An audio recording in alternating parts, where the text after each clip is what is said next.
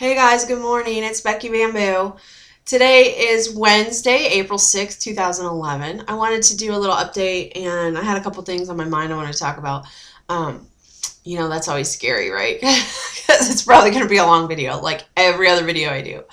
Um, so I didn't get to talk to the jeweler about my ring last night. It turns out that the jeweler actually went home before we were going to be able to go, and my husband was actually smart, and he called out to the store to find out if she was going to be there, and they told us, oh, she had to go home. And um, I'm glad that he called, because it's like 35-minute drive from my house to go out there. So it saved me from driving out there to be pissed off, basically.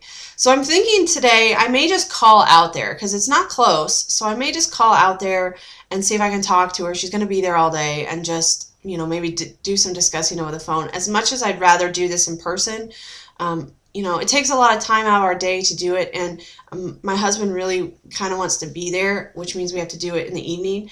And he has an obligation this evening. He joined the handbell choir at our church last Sunday. So he actually has handbell choir practice tonight. I just think it's funny. He's in the handbell choir. I don't know why. They asked me to do it, and I was like, nope. Like, I'm so not musical. I am so not interested. But I think it's great that he wanted to join, and he got, he's becoming a part of that. That's fine with me. I'm not upset with that. But I just think it's funny. I never thought he would actually want to do it. I know he's played handbells before when he was growing up, so it shouldn't surprise me. But I don't know. It just does.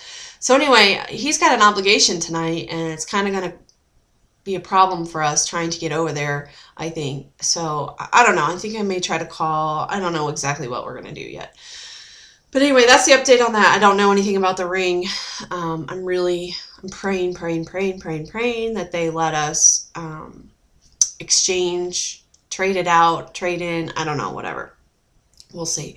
I worked out last night. I actually wasn't going to work out. I don't know. I got busy and kind of forgot about working out yesterday. I was doing various different things, and ended up cooking kind of a fancier dinner last night, and that takes a while longer to do. And I didn't really think about it. My husband's like, aren't we going to the gym tonight? I'm like, oh, are we?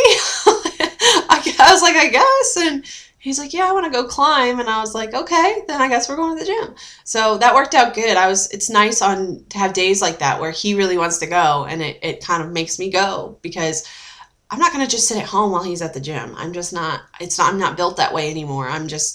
It's like, if you're going, I'm going, So I ran about 1.5 miles. My legs were really tired from the run the day before. It's funny how as a runner, you just have different feelings every run. Some runs you feel so good, so strong. Even when you finish 3 miles, you're like, yeah, I could do another 3. And then you have days where, like, you're 5 steps into your run and you're like, oh, it's not going to happen today. Like, you just know that your legs feel fatigued and heavy and whatever. So I pushed through it. A mile to run a mile now for me is very easy, and that's a shocking thing that I can say. I don't do it fast. I mean, it still takes 15 minutes for me to do it, but it's not uncomfortable. I'm not tired when I do it. Even 1.5 miles is really not usually much of a struggle for me anymore, which is cool. That's so cool, because a mile used to be, oh my God, just like the thought of running a mile would have been enough to make me not do it. But so 1.5 miles is what I did. I mixed it up a bit last night. I ran some stretches faster. I played with the incline, ran bigger inclines than normal. Took the inclines down, I just changed things up a lot. As I got to the 1.5 mile marker, I was just really fatigued, and I just, like, my legs are tired. My goal was to do 2 miles. I wanted to spend a half hour on the treadmill, and that was it. And so anyway, I went ahead and just decided to walk the last half mile. I put the incline way up on 7, and the speed up as fast as I could handle, walking at a comfortable walking pace, but yet to keep my heart rate up. And that's what I did to finish it out. The last minute, I actually took the incline back down to like a 1 or a 2. I don't remember, maybe 1.5. I don't remember.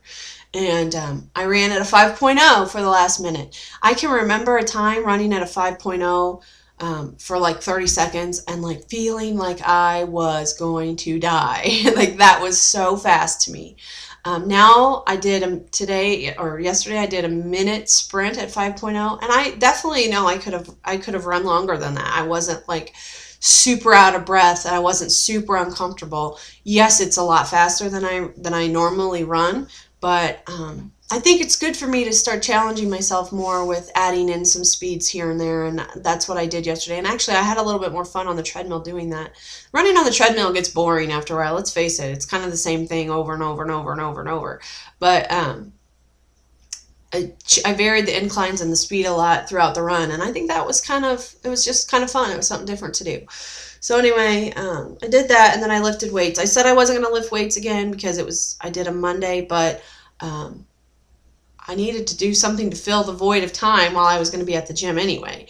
And I didn't want to just go sit and watch my husband climb when I could be productive for myself. So I lifted weights. I thought, well, if I feel really fatigued or really tired, I'm not going to do it. I'm just going to stop. But I had no problems. I felt really comfortable. So, I just did one set. Normally I would do 2 or more, but I just did 1 just to kind of fill in the time. And I went and stretched really good, and that was that. So that was my night at the gym. Nothing real strenuous, but still a good workout, still a decent calorie burn, and that's what I did.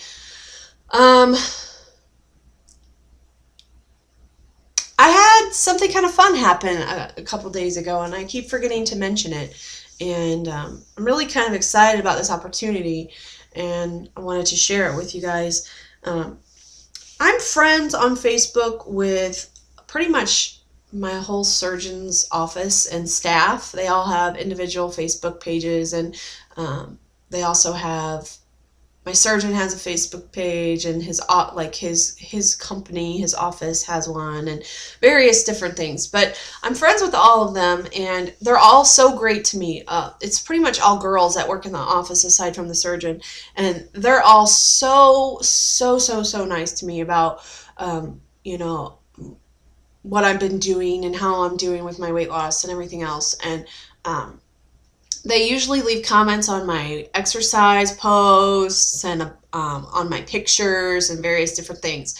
And my picture that I put up Monday of my scale shot at 249, one of the girls commented on it. She's like, it's amazing how good you're doing, and you really should come and be a speaker for us at our next seminar. And I was like, oh, wow, well, that's kind of a major thing to be invited to do. They don't just ask everybody to do that. And so I said, yeah, that sounds like it could be interesting. So anyway, she emailed me and told me that the next seminar is like Saturday, April 30th, and told me the times, and that I could come sit through the first hour of the seminar before I would speak, or I could just come a little bit later and just speak and be there to answer questions or whatever. But so anyway, I'm definitely considering doing this. I think this is kind of a cool opportunity that not everybody gets. You have to be, they kind of pick and choose the best of the best for this. And I can remember at the seminar I went to, the person that was at the seminar then was a lap band patient. Was somebody who had lost 120 pounds doing lap band, and she looked amazing. And it stuck with me to this moment. I can still remember her face, remember what she talked about. So it kind of stuck with me, and to have that opportunity, I think it's kind of a big deal, and to be taken seriously. And actually, all the girls at the office have emailed me and messaged me and everything else, saying, you just totally inspire us, and you're making us work out regularly, and you're making us work harder, and because we see that you're doing this too, and if you can do it, so can we, and there should be no excuses from our end, and whatever. So it's nice to feel like it's not that I'm aiming to really like inspire any one group of people. But it's kind of cool that the people that are kind of taking care of me, if you will, are inspired by the changes that I'm making, and it makes me proud of myself. It makes me excited, and so I think I'm going to take this opportunity. The thing I have to find out is, you guys are probably going to laugh, how long do they want me to talk for? Because I can talk and talk and talk and talk and talk and talk and talk and talk and talk, as you all know. So I have to find out, is this like you want just like a 5-minute little spiel about my weight loss surgery, or do you want like half an hour speech about what I've been through? It's going to be hard to wrap it all up into one small little package. I think about all the hundreds of videos I've made over the course of the last 9 months, and it's pretty crazy to me to think that that I could possibly condense it into something that could impact anybody. The people at the seminar are people who are getting educated about what weight loss surgery is all about, and do they really want to pursue this, and taking that first step that I took back in January. I saw my surgeon at his seminar back in January of 2010, so it's been over a year ago that I sat through what these people are sitting through, and I don't know. I think that's a real honor to be asked to kind of speak on behalf of the surgeon in the office, and what he's all about, and what weight loss surgery has done for me and has meant to me, and it's a pretty big deal, and I'm pretty excited about it. So I think I am actually going to accept the offer. I haven't really talked too much about it to my husband yet, or to anybody else. I've just kind of kept it to myself. People on Facebook kind of know if they saw that post, the kind of the thing on my picture, but really, the most of the communication about it has been done in like a private email kind of thing. So anyway, that's a big deal, right, guys? That's a big deal. And I think it makes me feel like I'm being successful, like I'm being a patient that is doing what I'm supposed to do, and I don't know, I'm just proud of that. I'm proud of myself for grabbing the bull by the horns and running with this opportunity. I still have a long way to go. In my mind, I still have a long way to go. But from what people see of me on the outside, I'm getting asked this question a lot, and it's amazing to me to be getting asked this question, and that is, how much more are you going to lose? How much more do you want to lose? And when I say I've still got 54 pounds or whatever to go, people are like, no way, nuh-uh, you're going to be so skinny. And I just in my mind, I can't wrap my head around it, because I don't see myself as skinny. And I definitely think that, to me, 54 pounds isn't that much more. That's not going to take me into the skinny, but I'm hearing a lot from people that you're looking so thin, and there's people don't even believe that I'm a size 18, 20. They don't think that I am. And it's kind of shocking to me that people don't that they think I'm smaller than that. I guess I've always been fortunate the way I carry my weight, and this is something I've talked about and other people have commented on, that at 249 pounds that I could possibly be in a size 18, because for most people at 250 you'd be a lot bigger size than that. So I think I've just always been fortunate the way that I've kind of carried my weight and stuff. And I'm not an 18, 20 in my tops anymore. More like a 16 in my tops, maybe even a little smaller than that. So and actually Jennifer sent me 2 pairs of size 16 jeans, and I can get them almost all the way up now. So I'm creeping ever closer to the smaller sizes, but to be comfortable in them is one thing, and to be able to wear them is one thing, to be comfortable in them is another. I know that just because you can suck it in and button it and zip it doesn't really mean you can wear it, So I still have a ways. The thing I find interesting though is my size 20 jeans that fit me so well for so long from Old Navy, that I bought for like $15 there or something. I haven't worn them in a little bit because I had been given some size 18s and stuff that I've been wearing. I put the size 20s on yesterday and cannot get over how big they are on me. Like the waist is huge on me, and I mean they'll fall off. They would fall off without a belt on, and it's like I'm shocked. Now, the thing that's interesting about the way those jeans are cut, though, is like from like my thighs down, they're still like relatively form fitting. But like through the belly and waist, they're massive. And I don't know if it's just the way that they have cut those jeans or whatever, but it's kind of funky to me, I think. So, anyway, so there's a lot of kind of cool stuff going on. I don't know anything about the job situation this week yet, and it's Wednesday, and it's kind of making me irritated. I texted my girlfriend last night and said, hey, am I supposed to be expecting a call from them this week? Because I haven't gotten one yet, and I'm getting a little concerned. You made it sound like they were going to be calling me last week, and I still haven't heard anything. And so she hasn't responded yet. I know she will when she gets time. She's really busy, so hopefully she'll get back to me soon. But the whole situation's frustrating. Like, I'm hanging out here waiting on this job, and it sounds like they're hanging out waiting on me for this job.